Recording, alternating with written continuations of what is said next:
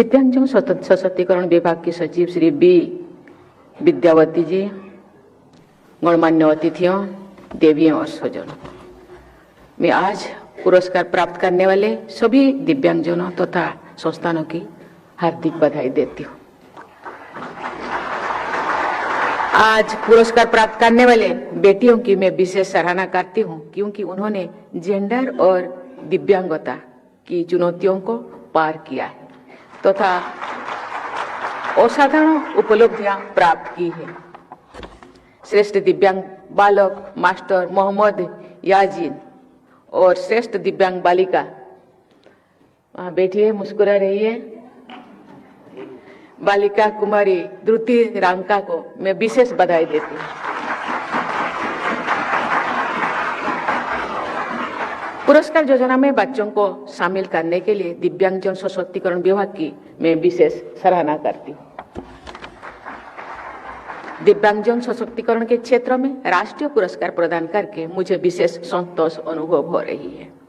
मैं इस विचार को प्राय व्यक्त करती हूँ कि दिव्यांगजन की अद्भुत उपलब्धियों को देखकर मुझे प्रेरणा मिलती है। मुझे लगता है सबको मिल रहा होगा। इस प्रेरक अनुभव का अवसर प्रदान करने के लिए मैं सामाजिक न्याय और अधिकारिता मंत्री डॉक्टर वीरेंद्र कुमार जी को मैं बहुत बहुत धन्यवाद देती हूँ। देवियों और स्वजन, 29 नवंबर को मैं blind women's T20 world cup की विजेता बेटियों से मिली। उन बेटियों ने विभिन्न बाधाओं को पार करके अपनी विश्व स्तरीय पहचान बनाई है। उन सभी बेटियों पर हमारे देशवासियों का गर्व है। उनसे मिलने के बाद में अपने अनुभव को मैं शब्दों में व्यक्त नहीं कर सकती। उन बेटियों ने सभी देशवासियों के लिए अत्यंत प्रेरक उदाहरण प्रस्तुत किए। आज इस समारोह शुरू होने से पहले एक छोटी सी बच्ची हम लोगों के सामने सरस्वती वंदना की। वो पहले भी उनसे मैं मिल चुकी हूँ देहरादून में। वो जो गाना गाए सबके आंखों से आंसू निकला था उस टाइम। इसीलिए मुझे लगता है उनके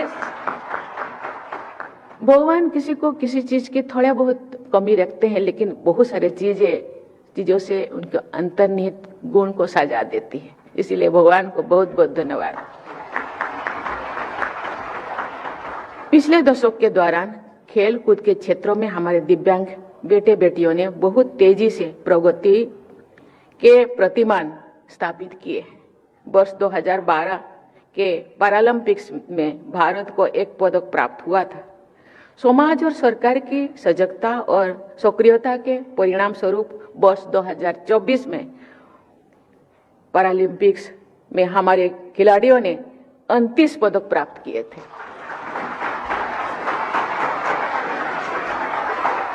दिव्यांग खिलाड़ियों के लिए विश्व स्तरीय सुविधाओं और प्रतिस्पर्धाओं को आयोजन करके सरकार द्वारा प्रतिभाशाली खिलाड़ियों की प्रतिभा को निखारने के अनेक प्रयास किए जा रहे हैं। इसके लिए मैं सरकार की सराहना करती हूँ। देवियों और स्वजनों, मुझे आप सबके साथ ये तथ्य साझा करते हुए प्रसन्नता हो रही है कि राष्ट्रपति भवन में दिव्यांगजनों से जुड़े बहुत सारे कार्यक्रम किए जा रहे हैं। वर्ष 2024 और 2025 में दिव्यांगजनों की प्रतिभा और उपलब्धियों का उत्सव मनाने के लिए राष्ट्रपति भवन में पर्पल फेस्ट का आयोजन किया गया। उन आयोजनों में बड़ी संख्या में लोगों ने उत्साह के साथ भागीदारी की। वर्ष 2024 में राष्ट्रपति भवन में एक कैफेटेरिया की शुरुआत की गई है। वो कैफेटेरिया दिव्यांगजन चलाते हैं। वहां जाने वाले लोगों को दिव्यांग लोगों की कार्यकुशलता और अतिथि सरकार का बहुत अच्छा अनुभव होता है। वहां काम करने वाले युवा दिव्यांगजन भी उत्साहित रहते हैं। ऐसे अनेक छोटे छोटे प्रयासों से दिव्यांगजनों के जीवन में बड़ा बदलाव ला जा सकता है। देवियों और स्वजनों, इसी समाज को सही अर्थों में विकसित माना जा सकता है, जिसमें दिव्यांगजन की बराबर की भागीदारी हो। दिव्यांगजन संवेदनशीलता और करुणा के पात्र नहीं है, ये बराबरी के हिस्सेदार है। वे समाज और देश की विकास यात्रा में समान रूप से भागीदारी कर सके, ये सुनिश्चित करना सभी हितधारकों का कर्तव्य है और उदारता भी है। संयुक्त राष्ट्र संघ द्वारा तय किया गया वर्ष 2025 के अंतर्राष्ट्रीय दिव्यांगजन दिवस का मूल विषय fostering disability inclusive societies for advancing social progress इसी प्रगतिशील विचार को व्यक्त करता है। दिव्यांगजन के संदर्भ में हमारा देश वेलफेयर माइंडसेट से आगे बढ़ते हुए राइट्स बेस्ड डिग्निटी फोकस्ड प्रणाली को अपना रहे हैं। दिव्यांगजन का समावेश हमारी राष्ट्रीय विकास यात्रा का अभिन्न अंग है। वर्ष 2015 से दिव्यांगजन इस शब्द का प्रयोग करने के निर्णय के पीछे समानता से भी आगे बढ़कर दिव्यांगता से प्रभावित लोगों को विशेष सम्मान देने का भाव बोध है। ऐसे प्रगतिशील चेतना ने आरंभ और प्रसार के लिए भारत सरकार की मैं विशेष सराहना करती हूँ। वर्ष 2015 में ही सुगम्य भारत अभियान का शुभारंभ किया गया था। इस आयोजन के तहत पब्लिक बिल्डिंग्स, हवाई अड्डा, रेलवे स्टेशन, बस टर्मिनल्स को दिव्यांगजन के लिए एक्सेसिबल बनाया जा रहा है। इसके साथ साथ वेबसाइट्स तथा अन्य डिजिटल सुविधाओं को भी सुगम बनाया गया है।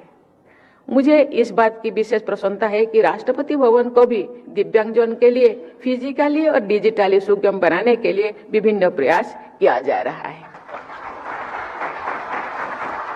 वर्ष 2016 में लागू किया गया rights of persons with disabilities act इसी प्रगतिशील सोच को एक अधिनियम का ठोस आधार प्रदान करता है। दिव्यांगजन अधिकार अधिनियम के तहत दिव्यांगताओं की संख्या बढ़ाने के साथ साथ रोजगार एवं उच्च शिक्षा में आरक्षण के प्रावधानों से दिव्यांगजनों के सशक्तिकरण को नई गति और दिशा प्राप्त हुई है। सरकार द्वारा दिव्यांगजनों के समावेश और सशक्तिकरण की दिशा में इकोसिस्टम मजबूत बनाया जा रहा है। साइन लैंग्वेज से जुड़े शोध और प्रशिक्षण, मेंटल हेल्थ रिहेबिलिटेशन तथा स्पोर्ट्स ट्रेनिंग जैसे विविध क्षेत्रों में दिव्यांगजनों के हित में राष्ट्रीय स्तर पर अनेक संस्थानों की स्थापना की गई है और बहुत प्राइवेट संस्थाएं भी चलाया जा रहा है। लाखों दिव्यांगजन को यूनिक डिसेबिलिटी आईडी कार्ड दिए गए हैं। इससे वे दिव्यांगजन विशेष सुविधाओं से लाभान्वित हो रहे हैं। शिक्षा सशक्तिकरण का सबसे प्रभावी माध्यम है। राष्ट्रीय शिक्षा नीति 2020 में दिव्यांग बच्चों को अन्य बच्चों के समान अच्छी शिक्षा के अवसर प्रदान करने का प्रावधान किया गया है। सरकार के साथ साथ समाज को भी दिव्यांगजन के हित में जागरूक और सक्रिय रहना चाहिए। इससे सरकार के प्रगतिशील प्रयासों को बल मिलेगा। समाज द्वारा दिव्यांगता से प्रभावित लोगों की गरिमा और समानता पर ध्यान देने से दिव्यांगजन अपने जीवन में अधिक प्रसन्नता और कार्य क्षेत्र में अधिक सफलता प्राप्त कर सकते हैं। दिव्यांगजन की गरिमा, आत्मनिर्भरता और आत्मगौरव को सुनिश्चित करना हम सभी देशवासियों की जिम्मेदारी है। सभी देशवासियों का ये संकल्प लेना चाहिए कि हमारी सामाजिक और राष्ट्रीय प्रगति के प्रयासों में दिव्यांगजन को भागीदारी बनाएंगे और ये सुनिश्चित करेंगे कि कोई भी दिव्यांगजन पीछे ना छूटे।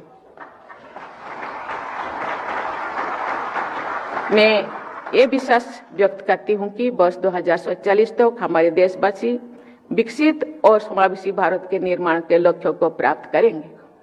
उस लक्ष्यों को प्राप्त करने में हमारे दिव्यांगजन का अमूल्य योगदान रहेगा। मैं दिव्यांगजन सहित सभी देशवासियों के स्वर्णिम भविष्य की मंगल कामना करती हूँ। बहुत बहुत धन्यवाद। जय हिंद, जय भारत।